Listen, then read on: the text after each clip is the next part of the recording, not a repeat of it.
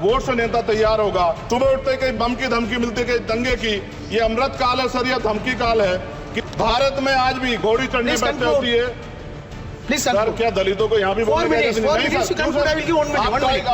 Sir? अगर सबको 4 minute दे दो, ये भेदभाव नहीं चलेगा दलितों के साथ। Time is 4 minute, don't waste.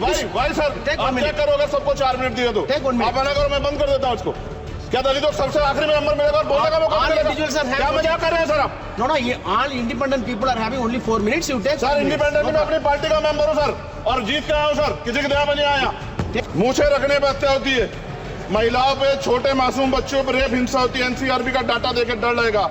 यही 1 किलोमीटर में संविधान को जला गया, और महाराष्ट्र के परभनी में अभी भी संविधान को नष्ट किया गया। मिरान हैदर, खालिद सैफी, उमर खालिद खान, सिफा खान, गुलफ्शा फातिमा और आजम खान साहब राजनीतिक विरोध में बंद है। 75 साल की गौरव यात्रा में हम एक सभ्य समाज नहीं बना पाए, इसलिए जाति आधार पर SC ST OBC के बच्चों को प्राइमरी स्कूल से लेकर उच्च संस्थानों में भेदभाव किया जाता है। सरकार निरंकुश हो गई, कोई बुलडोजर से कार्रवाई करता है। यहाँ बैठे SC और OBC के मेंबर से कह रहा हूँ सर, उनको सामाजिक जिम्मेदारी का ध्यान भी रखना चाहिए। पार्टी के प्रति वफादारी के साथ साथ अपने वर्गों के प्रति ईमानदारी भी रखनी चाहिए। ईमानदारी नहीं होगी तो इन वर्गों का भला नहीं हो सकता, और हमें बहुत सरकारों से उम्मीद नहीं है। बहुत श्री चंद्रशेखर आजाद, धन्यवाद सभापति जी। आज हम संविधान की गौरवशाली यात्रा पे जो 75 साल की बात कर रहे हैं, ये इनका काम है मेरा। धन्यवाद सभापति जी। आगे सर, आगे। आज हम संविधान की गौरवशाली यात्रा पे बात करने के लिए चर्चा कर रहे हैं। कल से ये चर्चा चल रही है सर। मैंने बहुत सारे दोनों पक्ष के और जितने भी हमारे मेंबर हैं सुना सर, उनको बड़े बड़े नेता हैं सर। इसके भाग 1 में लिखा हुआ है India that is Bharat, Hindustan नहीं लिखा हुआ है सर। लेकिन सारे नेता संविधान पर चर्चा कर रहे हैं, लेकिन हिंदुस्तान ही कहेंगे, भारत कहने की हिम्मत नहीं जुटा पा रहे हैं। ये बड़ा सवाल है सर कि क्या संविधान के हिसाब से बात रखी जा रही है। मैं धन्यवाद दूंगा फूले साहू बाबा साहब अम्बेडकर को और मेरे नेता मान्यवर साहब श्री काशीराम को। 25 नवंबर 1949 को संविधान को सौंपते हुए डॉक्टर बाबा साहब अम्बेडकर ने कहा था कि 26 जनवरी 1950 को हम विरोधाभास भरे जीवन में प्रवेश करने जा रहे हैं। राजनीतिक जीवन में तो हमारे पास समानता होगी, लेकिन सामाजिक और आर्थिक जीवन में असमानता होगी। क्या ये चुनौती आज 75 साल बाद दूर हुई है? भारत ने 26 जनवरी 1950 को संविधान लागू होने के साथ खुद को एक संप्रभु लोकतांत्रिक और गणतांत्रिक राज्य होने का ऐलान किया। लेकिन सर उस समय संविधान की स्थिति ये थी कि जैसे गांव का कोई आदमी, मैं 50 की बात कर रहा हूं, वो 50 साल पहले शहर में आ जाता और बड़े लोगों की महफिल में चला जाता, उस जहां वो खाना खा रहे हो, और वो टेबल पे नैपकिन को खा के जो है ये कहता कि ये तो फीका, क्योंकि वो जानता नहीं था, वो समझता नहीं था संविधान को, संविधान है क्या। संविधान उसके लिए महज दस्तावेज था। ये जिम्मेदारी थी राजनीतिक दलों पे कि वो संविधान को व्यवहार में लेके आते, और इसके इतने सारे आर्टिकल हैं, अगर इनको व्यवहार में लाया जाता तो मुझे लगता कि आज देश बहुत बदल गया होता। बाबा साहब ने कहा था कि लोकतंत्र भारतीय भूमि का केवल ऊपरी पोशाक है, उनके अनुसार यहाँ की संस्कृति अनिवार्य तौर पर लोकतांत्रिक है। भारत जैसे गरीब और गैर बराबरी वाले देश में संविधान के जरिए छुआछूत खत्म करना, वंचितों के लिए सकारात्मक उपाय करना, सभी वयस्कों के लिए मतदान का अधिकार देना और सबके लिए सम्मान अधिकार तय करना, ये बहुत बड़ी उपलब्धि थी सर। ये संविधान है कि आप वहां बैठे हैं और मैं यहाँ खड़ा होकर अपनी बात रख रहा हूं, और इस देश में आदिवासी महिला के तौर पे जो है राष्ट्रपति बनी है, और प्राइम मिनिस्टर तो नहीं बना, लेकिन शेड्यूल कास्ट के बड़े नेताओं को भी जो है राष्ट्रपति बनने का मौका मिला। इस संविधान की देन, अगर वोट हम पे नहीं होता तो शायद अमीर और जो राजा महाराजा खुद को मानते हैं हमारी गलियों तक नहीं आ पाते, हमारे हाल नहीं जान पाते। आजादी का मतलब सर सिर्फ अधिकार पाना भर नहीं है, इसके लिए हमारे संविधान में सरकार और नागरिकों के अधिकारों के शासन के कर्तव्यों का विस्तार से उल्लेख किया गया है। बाबा साहब ने संविधान सभा में दिए गए भाषण में कहा था कि स्वतंत्रता आनंद का विषय है, पर अब हमें अपनी जिम्मेदारियों पर भी ध्यान देना होगा।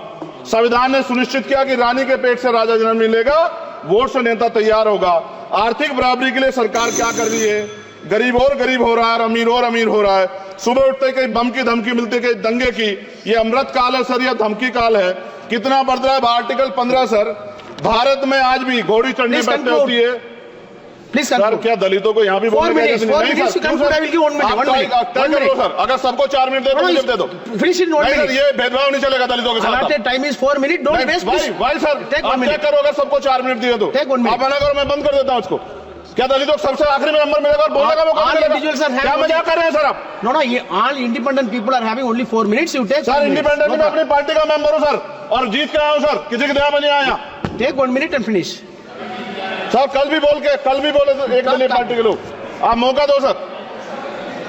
मूछे रखने पर हत्या होती है, महिलाओं पे, छोटे मासूम बच्चों पर रेप हिंसा होती है, एनसीआरबी का डाटा देकर डर लगेगा। यही 1 किलोमीटर में संविधान को जला गया, और महाराष्ट्र के परभनी में अभी भी संविधान को नष्ट किया गया, उसकी कॉपी को। आर्टिकल 25-26 में संविधान में सभी को धार्मिक आजादी, कहाँ है दलितों की, मुसलमानों की, जैनों की, बौद्धों की, ईसाइयों की? छत्तीसगढ़ में सतनामी समाज को संविधान की अपनी धार्मिक आजादी के आधार पर जो है उनको अपमानित करके जेल में बंद कर दिया। संभल, अजमेर, अयोध्या सब इसका उदाहरण है। आज ये सरकार आलोचना डरती है, कितने लोग जेल में बंद है? मिरान हैदर, खालिद सैफी, उमर खालिद खान, सिफा खान, गुलफ्शा फातिमा और आजम खान साहब राजनीतिक विरोध में बंद है। सरकार यहाँ बैठी है, सरकार सामाजिक न्याय की बात करती है। बताए कितने दलित मुख्यमंत्री बना रखे हैं आपने? 13 ज्यादा सरकार स्टेट में सरकार है। कितनी महिला मुख्यमंत्री है? आपकी सरकार ने सुप्रीम कोर्ट के आदेश के बाद रिजर्वेशन प्रमोशन में जारी नहीं किया, और ओबीसी को पॉलिटिकल रिजर्वेशन आप देंगे नहीं देंगे, आप बताने का काम करें। मैं 75 साल की गौरव यात्रा में हम एक सभ्य समाज नहीं बना पाए, इसलिए जाति आधार पर SC ST OBC के बच्चों को प्राइमरी स्कूल से लेकर उच्च संस्थानों में भेदभाव किया जाता है। सरकार निरंकुश हो गई, कोई बुलडोजर से कार्रवाई करता है। कल मंत्री जी ने कहा हमने राष्ट्रीय पिछड़ा वर्ग आयोग बनाया, 69 शिक्षक भर्ती में उसकी सिफारिशों को नहीं माना। EWS के जरिए आपने संविधान पे, आरक्षण के प्रावधान पे हमला किया। 1 मिनट में खत्म कर रहा हूं सर। संविधान सर, न्यायपालिका में आर्टिकल 124 ये कहता है सर, ये अधिकार जो है। Sunday sir, please conclude. Sir 1 minute में Please conclude. संविधान में न्यायाधीशों की नियुक्ति का अधिकार राष्ट्रपति के द्वारा होना चाहिए, अभी तक नहीं हो रही है। All India judicial service commission कब बनेगा? क्या चंद परिवार ही सर जज बन सकते हैं? और आज हम सर, मैं सरकार से सवाल पूछना चाहता हूं सर, सेवाओं में SC ST OBC वर्ग का कितना प्रतिनिधित्व है? भारत सरकार के मंत्रालयों के अधीन PSU में, बैंकों, बीमा कंपनियों में और स्वशासी संस्थानों में आउटसोर्स तथा कॉन्ट्रैक्ट पर वर्तमान कार्यरत कर्मचारी कुल कितनी संख्या है? आउटसोर्स और कॉन्ट्रैक्ट में कार्यबल SC ST OBC कितना प्रतिशत है?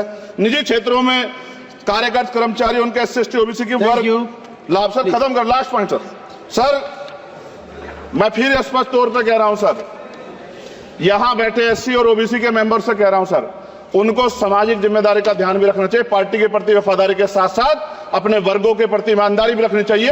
ईमानदारी नहीं होगी तो उन वर्गों का भला नहीं हो सकता, और हमें बहुत सरकारों से उम्मीद नहीं है। बहुत बहुत धन्यवाद सर।